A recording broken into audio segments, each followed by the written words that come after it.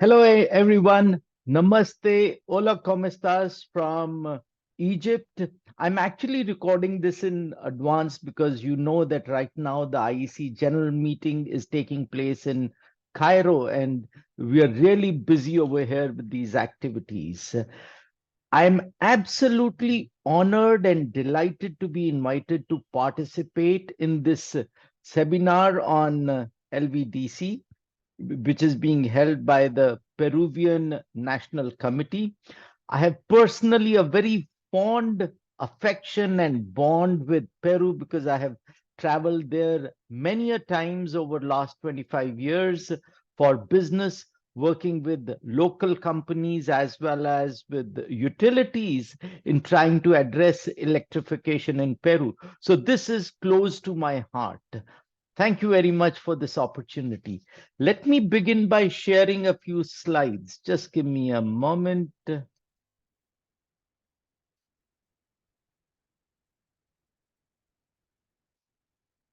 I trust you can see my slides.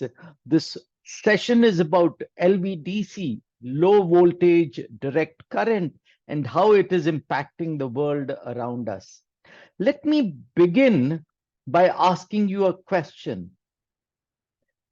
What does electricity mean to this gentleman? This picture actually was taken by me in 2014 in a village in India.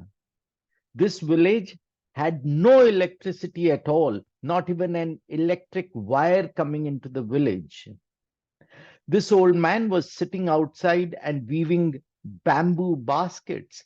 Bamboo is a local resource, and these baskets he was able to sell in the local market. He produced about 10 baskets a day. So the end of the week, he had about 70 baskets, which he would go and sell. And that's how his work was. And the moment the sun went down, all activity in this village came to a standstill. There were 22 huts in this village with about 20 families, and all activity in this village absolutely came to a standstill when the sun went down. With learnings and experiences from this, I am delighted to share that in June 2022, last year, the IEC published a standard. This was the standard for enabling electricity access in typically such villages. This standard was based on the World Bank multi-tier framework, which I want to just quickly show here. This framework is about having no electricity, like tier 0 mentioned here on this slide, to tier 1 when there was only 4 hours of electricity for just one light bulb, going to tier 2, which was for 4 hours for maybe a light bulb, a small fan, and a small 16-inch black and white television. And tier 3 was for 8 hours, not just 4 hours. So not only the dark hours, but maybe sometimes during when the sun is also out, you could use the system. So the new IEC standard enables tier 2 and 3 work. This work was led by the experts from India, but also many experts from all over the world came together. Now, what did this standard really do? You'll be amazed at the transformation that took place. This is the picture I had shown you earlier. Now, in this village in 2017, due to a government program, there was rapid rural electrification. The old man, he got a small solar PV panel on the rooftop, a small battery, and a charge controller inside the hut for just one light bulb. This little setup had a transformative power on the old man's life and lifestyle. Now, what he was able to do, instead of stopping his work when the sun went down, he actually could go inside and continue to weave bamboo baskets. Every day he was able to weave about 4 extra baskets, so doing a total of 14 instead of 10. With the 4 extra baskets per day, he had at the end of the week at least 24 extra baskets. And these extra baskets also he would go to the city to sell. What was the additional cost? Actually, nothing, simply because the bamboo was a local resource for free. But what he was able to do was, when he sold these, the income was almost entirely profit. And this profit was entirely used by him for the change that his life has seen. Guess what the first thing was that he purchased with this extra money? Actually, the first thing he purchased was to go out and get a small mobile phone. Why?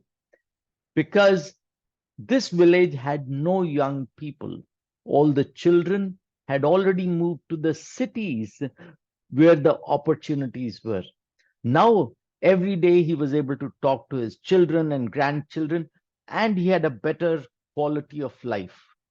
This is what change really means. And this standard has been now used in India and in many African countries, and it is actually showing how rural electrification can be impacted by IEC standards. Now, let me explain this slide a little further. You know that in IEC, we have different technical committees doing different things. TC82 for solar PV panels, TC34 for lighting and bulbs, TC21 for secondary cells and batteries, and there are several other TCs, including TC8, TC64, TC23, and many others, which come together to write a standard like this. It did not require complete new product standards, but what we required was a system standard which put together work from different technical committees in a certain way to put it all together. And this has had a big transformation on life in this village. That's a positive story. This has not only helped address SDG 7, which was about affordable and clean energy, but also SDG 1, which is about poverty and how to reduce poverty. And so this is how IEC work is impacting the global community. Let me explain a little more about the System Committee LVDC. This is the scope. Of course, all this information is available on the IEC website, and I will not go through the detail, but it is seen more as a system of managing electricity as compared to alternating current. There are right now about 29 members in the System Committee LVDC, out of whom 23 are P members and 6 are O members. I'm delighted to share that Peru is actually a P member. This is really welcome, and I want to recognize Peruvian experts who have shown the initiative in this work. We've had the committee working since 2017. We've had 8 plenary meetings. We also have a LinkedIn group where we have LVDC stakeholders from the world over participating. This figure shows more than 1,070 members, but this has actually crossed about 1,100 members today. This is the structure. I will again not explain the whole thing, but this is all available on the IEC website. I also have listed the various projects that are going on. All of these are very pertinent system level work, which is likely to be developed into system reference documents for the future. Let me now explain briefly what DC really is and the complexity that we are facing. How do you define direct current? Now, this image on the screen is actually how you and I learned about direct current from our physics textbooks in high school, that it's a straight line going like this. That was the time when there was no electronics. Now, actually, DC has become more complex.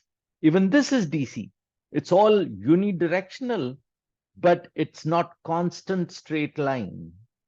This is also DC. So is this. And so are all of these waveforms. So how do you define DC? And where are the origins of DC? And why do we want standardization now? Let me explain a little about where we are coming from and where this whole journey is going. We all know that electricity actually was born in around 1890s when Thomas Edison actually set up a small direct current grid in southern Manhattan in New York. At that time, AC and DC, AC being developed by Nikola Tesla and DC by Thomas Edison, they were both coexisting. They were both available for the global community. And at that time, the power plants were relatively small. The main fuel was coal, oil, or wood. Electricity in the early times was purely a novelty. Only the rich were using it and could use it. It was not really a mainstream commodity used by all the people. Environment at the time or energy efficiency were non-issues. Nobody was talking about it. But the main technology drivers were, the thinking about AC and DC and the light bulb, because lighting was the main need at that time. Then, thanks to the two wars, there was the domination of AC. Because of the two wars, there was rapid mechanization and automation of the plants, which meant that there were more and more electric motors required. So larger power plants were required, and coal, oil, and nuclear fuel were the main source of energy. But these big power plants were outside the cities, and there was a lot of pollution caused by them. But it was still not a big issue because everyone was hungry for electricity. Electricity was becoming mainstream. And so in the 50s, we saw an explosion of global electrical networks with transmission lines between cities to transport energy from one power plant to another city, and then networking all the cities. That's how we got the current electrical grid. Environment and energy efficiency were still not a big issue.